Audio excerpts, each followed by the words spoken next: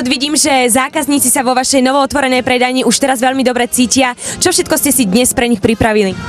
Tak dneska sme si hlavne pre nich pripravili otvorenie tejto predajne. Je to novootvorená predajňa, je to nové záhradné centrum, je tu záhradná technika, sú tu rastliny, sú tu grily Weber, na ktoré sme tiež ako veľmi hrdí a proste komplet všetko, čo človek potrebuje do záhrady. Za to sme to nazvali aj také záhradné centrum.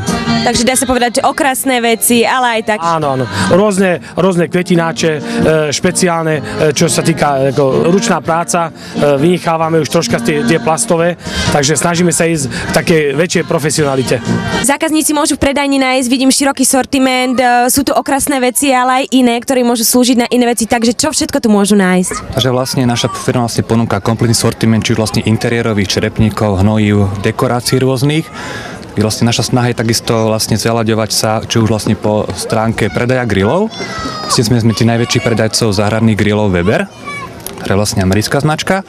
Takisto, čo sa týka vonkajšieho sortimentu, vlastne našou snahou bolo ponúknuť zákazníkom kompletný sortiment okrasných drevín, či už okrasných listom alebo nejakých vlastne ihličnanov, takisto balkónovky, trvalky, kompletnú ponuku substrátov, hnojív, mulčovací kôr, dekoračný kôr, rôzne betónové prvky, skleníky a vlastne do budúcna plánujeme poskytnúť ponuku nejakých drevených vlastne nábytkov, chatiek, altánkov. Vlastne, aby to bolo nejaké komplexné záhradné centrum pre všetkých.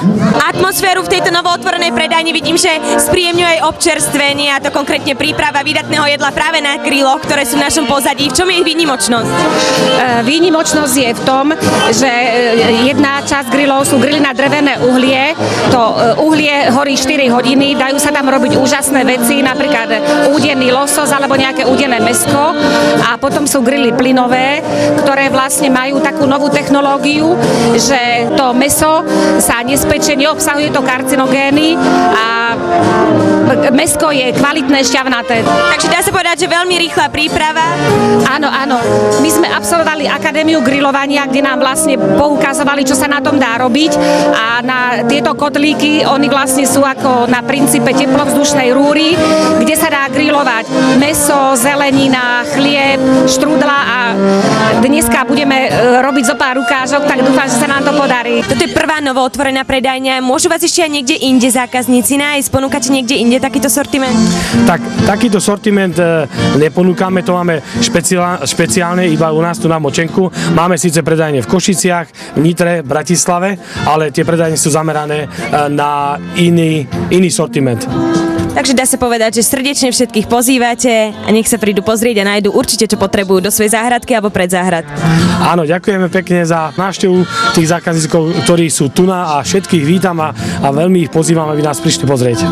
Krásne, nádherné, ako ešte sme len začali pozerať. A vy? A ja, no nádherné. Je, ozaj sa tu dá čo kúpiť, čo pozrieť, čo obkúkať aj a doma si tak prispôsobiť k tomu. No, je nádherné, no. Našli sme kvetiny, všetko možné. Všetko pekne porobené, predaj dobrý. Aj ste našli, čo ste chceli? Áno, kvetiny ľúbim, veľmi.